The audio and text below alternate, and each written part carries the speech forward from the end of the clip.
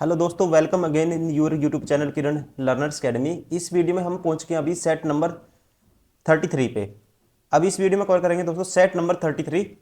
हम already cover कर चुके हैं बहुत सारे सेट इसके 32 तक। अगर आपने वो नहीं देखा आप प्लेलिस्ट में जाके देख सकते हैं। ये बुक भी आती है हमारे किरण पब्लिकेशन की। इसमें सारे क्वेश्चन आपको एस्टेज मिल जाएंगे। हमारा टारगेट है टोटल 99 सेट करने का। तो ये अगर आप सारे क्वेश्चन लगा लेते हो तो 2500 के आसपास क्वेश्चन बनते हैं। आपका सारा कंटेंट तो रिवाइज होगा ही होगा। एक आपको साइंस के जितने भी क्वेश्चन आते हैं, बायो से, फिजिक्स से, केमिस्ट्री से, वो आपके कवर हो जाएंगे सारे। ठीक है, बहुत सारे डायरेक्ट रिजल्ट आते हैं। Concave mirror, convex mirror, focal length कैसे निकालते हैं, ठीक है ना, ये सारी चीज़ें हम कवर करते हैं। केमिकल की बहुत सारी रिएक्शन इसमें रिपीट होंगी जो आपको डायरेक्ट याद हो जाएंगी। आपको काफ़ी हेल्प मिलेगी, ठीक है, एग्जाम में। और ये सारे क्वेश्चन वही है जो पूछे गए थे और आने वाले एग्जाम में भी बहुत ज़्यादा इनका क्या है, पॉसिबिलिटी है, संभावना है इनकी क्वेश्चन की आने की। तो अभी स्टार्ट करेंगे। ये क्वेश्चन पेपर पूछा गया था 2/9/2022 को थर्ड शिफ्ट में। जितने भी साइंस के क्वेश्चन आए थे इस वीडियो में, इस पेपर में, वो इस वीडियो में कवर करेंगे। फर्स्ट क्वेश्चन है, an object is placed at A distance of 40 centimetre from the convex lens having focal length 20 centimetre. Which option given below correctly describes the nature and the relative size of the image formed in the respective order. देखो बात हुई है यहाँ पे convex lens की। दोस्तों ध्यान रखेंगे, कॉन्वेक्स लेंस है, ये है कॉन्वेक्स लेंस। ठीक है, एक चीज इसमें ध्यान रखेंगे, ये है मान लो सेंटर इसका, ये है प्रिंसिपल P1, ये F है और ये 2F है। ठीक है, ये 2F बोल दो या इसको सेंटर ऑफ कर्वेचर बोल दो। अब यहाँ पे फोकल लेंथ कितनी है, 20 है। ऑब्जेक्ट की दूरी है 40। तो इसका मतलब ऑब्जेक्ट कहाँ रख दिया इसने, सी पे कहेंगे या 2F पे, सेंटर ऑफ कर्वेचर पे। तो हमेशा ध्यान रखेंगे इमेज कहाँ बनती है, सारी की सारी राइट साइड में बनेगी। और जब ऑब्जेक्ट 2F पे होगा ना तो राइट साइड इमेज भी, ये P2 है, ये F है, तो इमेज भी बनेगी 2F पे। कहाँ पे बनेगी, 2F पे बनेगी। और इन्वर्टेड तो बनती है सारी। ठीक है, जैसे यहाँ पे इमेज का साइज छोटा होता है फिर बड़ा होता जाता है। ठीक है, इसके बीच में। और जो 2F पे होगा, जो हमेशा ध्यान रखेंगे, जो 2F पे होगा सेम साइज की इमेज बनेगी। ठीक है ना, जब 2F पे ऑब्जेक्ट रखेंगे तो सेम साइज की इमेज बनेगी और इन्वर्टेड बनेगी, रियल बनेगी। ऑप्शन कौन सा होगा, ऑप्शन 4 इज करेक्ट। ठीक है ना, ऑप्शन 4 इज करेक्ट। एक दो बार आप अच्छे से रिवाइज कर लेते हो, ठीक है, समझ लोगे। जैसे मैंने अभी बताया आपको, ये अभी आपको याद रखना है। आगे से जैसे आपको डबल दूरी दिखी, ये 40 था, ये इसका डबल है, तो सेम साइज कॉन्वेक्स लेंस में क्या होता है, सेम साइज इमेज बनती है। जब सेंटर ऑफ कर्वेचर पे होगा ऑब्जेक्ट तो यहाँ इमेज भी क्या बनेगी, 2F पे ही बनेगी राइट साइड में। ठीक है, इन्वर्टेड बनती है और रियल बनती है। Option 4 is correct. Question number 2, when baking soda is heated it converts into dash water and carbon dioxide.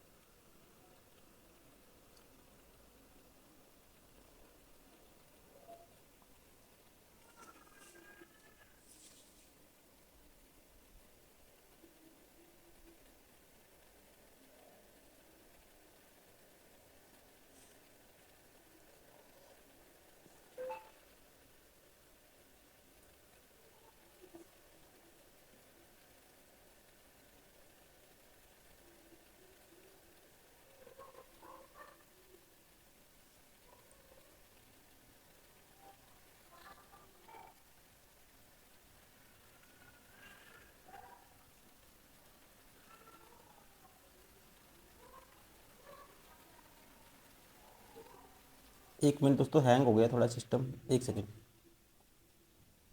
देखो बेकिंग सोडा का जो फॉर्मूला होता है ये होता है Na2 सोडियम बाइकार्बोनेट कहेंगे इसको, Na2CO3। जब इसको क्या करोगे आप, इसको हीट हीट करोगे, ठीक है, ये डिकम्पोज हो जाएगा और क्या बनाएगा, सोडियम कार्बोनेट बनाता है। ठीक है, और क्या बनाता है, कार्बन डाइऑक्साइड एंड वाटर। ठीक है, तो ये होगा sodium carbonate. Option 4 is correct. Question number 3, an element X combines with chlorine to form an HCl. The element X is placed on the left side of the periodic table. Which of the following statements are correct for the element X? ठीक है, इसके regarding कौन सी statement correct है, आपको ये बतानी है। पहला कहता है has one valence electron, left side में एलिमेंट होगा तो वन वैलेंस इलेक्ट्रॉन होगा, ये करेक्ट है स्टेटमेंट। ठीक है, ये क्या है, करेक्ट है। सेकंड है is a metal and is a solid. तो देखो जनरली क्या होता है दोस्तों, नॉन मेटल, ये कहता है sorry is a metal and solid, generally left side में क्या है, मेटल पाए जाते हैं। ठीक है, और क्या है, सॉलिड है, ये भी ठीक है, ये भी ठीक है। Is a non metal and gas, दोस्तों लेफ्ट साइड में नहीं गैस पाई जाती है, राइट साइड में ज़्यादातर। हैज 5 वैलेंस इलेक्ट्रॉन, ये भी नहीं है, गलत है, ये दोनों गलत है, पहला और दूसरा ठीक होगा, ऑप्शन सेकंड इज करेक्ट। ठीक है, पहला और दूसरा ठीक होगा तो कौन सा ऑप्शन होगा, ये यहाँ पे दो आएगा। ठीक है, एक गलत है, कुछ एरर है ऑप्शन में, तो ध्यान रखेंगे पहला दूसरा ठीक है, तीसरा चौथा गलत है। Question number 4, which instrument aids in the detection of the heart beat. कहता है हृदय की धड़कन का पता लगाने में निम्न में से कौन सा यंत्र सहायक होता है, किसका यूज किया जाता है, ये आपको बताना है। तो इस किसका यूज करते हैं दोस्तों, स्टेथोस्कोप का, option first is correct. Question number 5, what is the natural resource from which petrol and diesel are obtained. कहते हैं वह प्राकृतिक संसाधन कौन सा है जिससे पेट्रोल और डीजल को प्राप्त किया जाता है। तो किससे प्राप्त करते हैं, पेट्रोलियम से। ठीक है, तो option 4 is correct. Question number 6, the resistance of the conductor is. Resistance आपको बताना है, the ratio of the I and V. पहला तो क्या हो गया दोस्तों, गलत हो गया, किसका रेशियो होता है, देखो रेजिस्टेंस क्या होता है, V equal to I R होता है, तो रेजिस्टेंस क्या होगा, V बाई आई होगा। ठीक है, the ratio of V and I, option 4 is correct. Question number 7, in which of the following situation will be there be no potential difference induced in the coil. कौन सी situation में कहता है जो potential difference क्या नहीं बनेगा, मतलब कि इंड्यूस मतलब क्या है, पैदा नहीं होगा। ठीक है, तो कौन सा ऑप्शन है आपको ये बताना है, इसमें स्टेटमेंट दी है। ठीक है, सिचुएशन दी हुई है, आपको बताना है कौन सी सिचुएशन होगी वो। देखो पहला कहता है a bar magnet moving towards the stationary coil. Stationary coil में दोस्तों जब मूव करेगा तो बनेगा, ठीक है ना। A coil moving towards a stationary bar magnet, ठीक है, टुवर्ड्स मूव करेगी स्टेशनरी बार मैग्नेट तब भी पैदा होगा। A coil and bar magnet moving in the same direction with the same speed, तब नहीं होगा। ठीक है, जब सेम डायरेक्शन में और सेम स्पीड में मूव करेंगे तब नहीं होगा।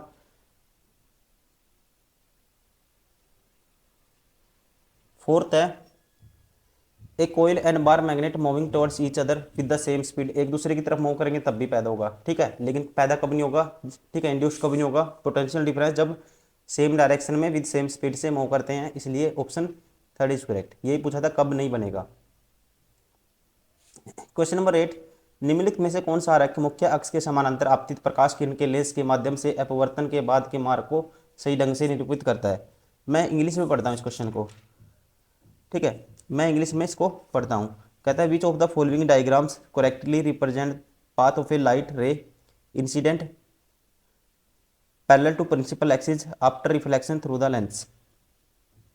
तो दोस्तों ध्यान रखेंगे इसमें क्या होता है, देखो कॉन्वेक्स लेंस में क्या होता है, जब लाइट रे इंसिडेंट मतलब पैरेलल आएगी प्रिंसिपल एक्सिस के, जो रिफ्लेक्ट होने के बाद वो फोकस से पास होती है। तो यहाँ फोकस से पास नहीं हुई, यहाँ भी नहीं हुई, यहाँ भी नहीं, यहाँ 2F से पास हुई है, सेंटर ऑफ कर्वेचर से।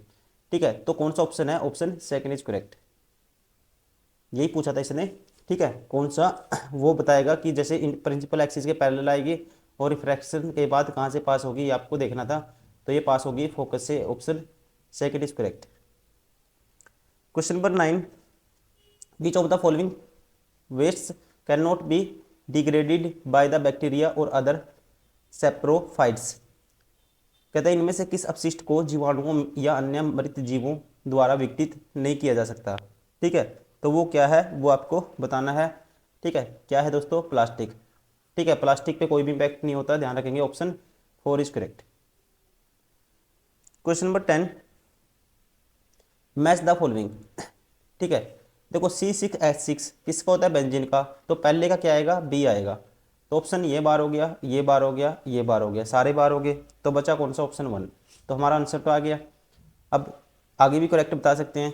दूसरे का क्या होगा दोस्तों, CH2C या CS2। ठीक है, ये किसका क्या होगा, ये होगा इथिन, इथिलीन, ठीक है, इथाइलिन होगा ये। और CH3CHO ये क्या होता है, ये होता है हमारे पास, क्या होता है दोस्तों, ये होता है ये एसिटेल्डिहाइड, ठीक है, एसिटल्डिहाइड, ऑप्शन इसका सी आएगा। चौथे का CH3COCH3, ठीक है, चौथे का आएगा हमारे पास, ये होता है एसीटोन, क्या होता है एसीटोन। और CH3CH3 ये क्या होता है, इथेन होता है, ठीक है, तो option first is correct. Question number 11, who gave the laws of inheritance, वसांगति के नियमों का प्रतिपादन किसने किया, ठीक है, ये किसने किया था, ये किया था, ध्यान रखेंगे आप, ग्रिगोर मेंडल ने, option third is correct. Question number 12, a 2200 watt electric toasters operate से 220 volt, the resistance of its coil is, resistance आपको बताना है। तो पावर होता है जो, ये होता है V²/R, तो यहाँ से R की वैल्यू आपको बतानी है, तो ये होगा V², V की वैल्यू 220 × 220 बटे में पावर कितनी है 2200 है, तो 2 जीरो से तो 2 जीरो कैंसिल हो जाएंगे, और 1 22 से 1 22 कैंसिल हो जाएगा, रेजिस्टेंस आएगा 22 ohm, option second is correct. Question number 13, in the process of storing and transferring ADP into ATP molecules which of the following minerals is critical, कहते हैं ADP को ATP अणुओं में भंडारित और स्थानांतरित करने की प्रक्रिया में निम्नलिखित में से कौन सा खनिज महत्वपूर्ण भूमिका निभाता है, कौन सा इंपॉर्टेंट रोल प्ले करता है, ये आपको बताना है। तो ध्यान रखेंगे ये कौन सा है दोस्तों, ये एलिमेंट है फॉस्फोरस, कौन सा है फॉस्फोरस, ये बनाता है ATP और ADP, ठीक है, मतलब कि adenosine diphosphate and adenosine triphosphate कौन बनाता है, फॉस्फोरस बनाता है, ऑप्शन सेकंड इज करेक्ट, ये इंपॉर्टेंट है। Question number 14, name the process by which soluble products of photosynthesis are transported to other parts of the plant, कहता है उस प्रक्रिया का नाम बताएं जिसके द्वारा प्रकाश संश्लेषण के विलेय उत्पादों को पादपों के अन्य भागों में पहुंचाया जाता है, ठीक है, तो उसका नाम क्या है दोस्तों, इसे बोलते हैं translocation, option first is correct.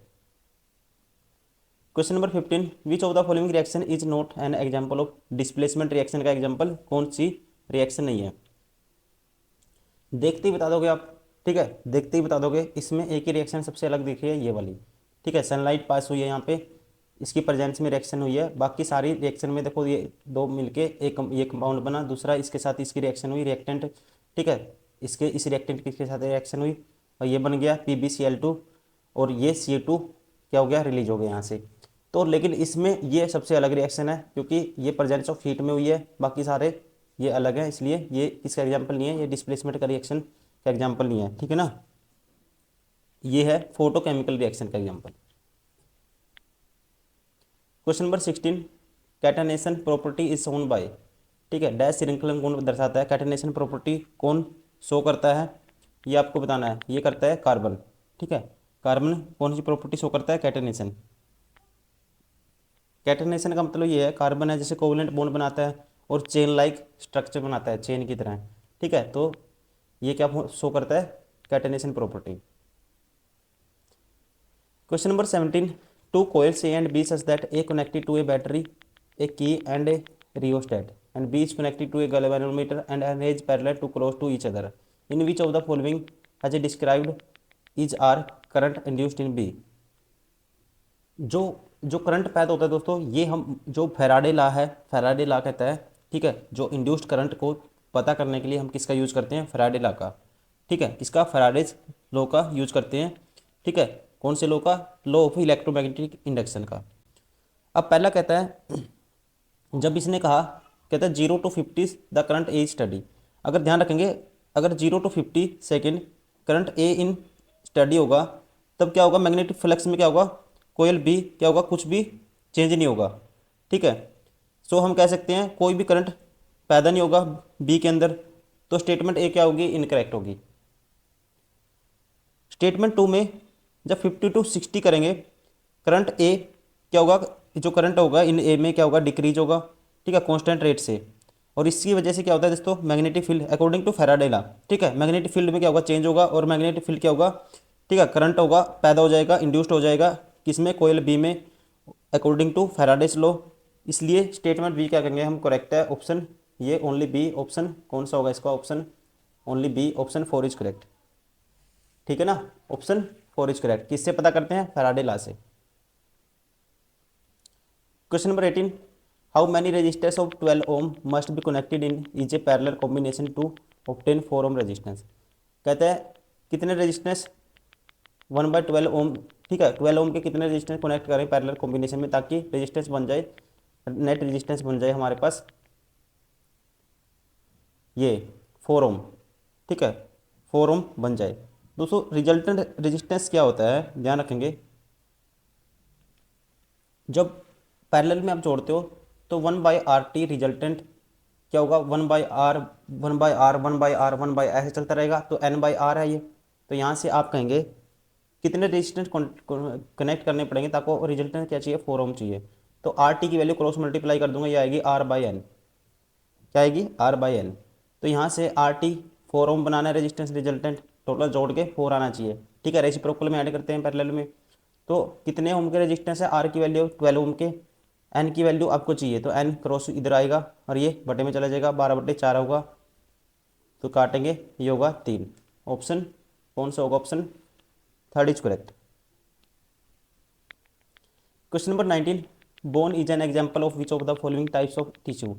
कहता है हड्डी निम्न में से किस प्रकार के ऊतकों का एक उदाहरण है, ये आपको बताना है। ये किसका उदाहरण है दोस्तों, ये है कनेक्टिव टिश्यू का, ऑप्शन संयोजी ऊतक का, option 3 is correct. Question number 20, in the reaction MnO2 plus 4HCl, ये बना क्या है, MnCl2 plus 2H2 plus Cl2। तो आपको बताना है MnO2 is reduce to MnCl2, मतलब कि देखो इसमें रिड्यूस हुआ है, ऑक्सीडाइज्ड हुआ, क्या हुआ है, जब ऑक्सीजन का लूज होता है ना उसे कहते हैं रिड्यूसिंग एजेंट या रिड्यूस्ड होना, रिडक्शन। ठीक है, और ऑक्सीडेशन गेन ऑफ ऑक्सीजन। यहाँ पे MnO2, MnO2 क्या हुआ है दोस्तों, MnCl2 बन गया, तो यहाँ पे MnO2 का क्या हुआ है, रिड्यूस हुआ है। ठीक है, रिड्यूस हुआ है, तो आप कहेंगे MnO2 रिड्यूस टू MnCl2, पहले ही ऑप्शन ठीक हो गया, ऑप्शन फर्स्ट इज करेक्ट। ठीक है, जब लॉस ऑफ ऑक्सीजन होगा तो रिड्यूसिंग एजेंट होगा या रिड्यूस्ड रिएक्शन होगी। ठीक है, क्या बोलते हैं उसको, रिडक्शन, और gain of oxygen oxidation. Question number 21, which of the following molecules govern the inheritance of trait by the offspring. कहते हैं निम्नलिखित में से कौन सा मॉलिक्यूल संतान द्वारा किसी लवण या ट्रेट की वसानुगति को नियंत्रित करता है। ठीक है, ओनली क्या करता है दोस्तों, ध्यान रखेंगे, ओनली ये sorry paternal and maternal DNA। ठीक है ना, क्या करता है, ये गवर्न करता है inheritance of the trait by offspring. Question number 22, which of the following is not an alkali. ठीक है, कौन सा अल्कली नहीं है। तो अल्कली क्या होता है, एक बेस सोल्यूबल होता है वाटर में, बट सारे के सारे सोल्यूबल नहीं होते। ठीक है, ये ध्यान रखेंगे। तो आपको बताना है नॉट अल्कली। देखो जो कॉपर हाइड्रोक्साइड है, ये क्या है, ये है दोस्तों, ध्यान रखें, कॉपर जो हाइड्रोक्साइड है, ये एग्जाम्पल है इनसोल्यूबल बेस का। ठीक है, तो कहेंगे इनसोल्यूबल बेस मतलब कि नॉट अल्कली। ठीक है, तो option second is correct. Alkali कौन से होते हैं, बेस कौन से होते हैं, जिसमें हाइड्रोक्साइड आयन तो हो, लेकिन ये क्या होना चाहिए, जरूरी नहीं है कि भाई हर बारी जो OH होगा तो वो बेस ही होगा। ठीक है, जैसे एग्जाम्पल है इसमें क्या है, CuOH2। ठीक है, कॉपर हाइड्रोक्साइड, ये क्या है, अल्कली का एग्जाम्पल नहीं है। ठीक है, ये क्या है, इनसोल्यूबल बेस है। Question number 23, a ray of light incident on a concave mirror at a point M, the ray makes an angle of 10 degree with the line joining M to the centre of curvature, the ray is reflected at the angle of. तो ये आसान question है। ठीक है, ध्यान रखेंगे, जो law of reflection है, according to law of reflection, जो इंसिडेंट रे होगी, रिफ्लेक्टेड रे होगी, ठीक है, और नॉर्मल हो गए, ये सारे के सारे एक ही सरफेस में क्या है, सारे एक ही प्लेन में लाई करते हैं। ठीक है, अगर वो 10 डिग्री से आई तो 10 डिग्री से जाएगी। ठीक है, तो रिफ्लेक्टेड रे का एंगल भी क्या होगा, 10 डिग्री होगा, ऑप्शन फर्स्ट इज करेक्ट।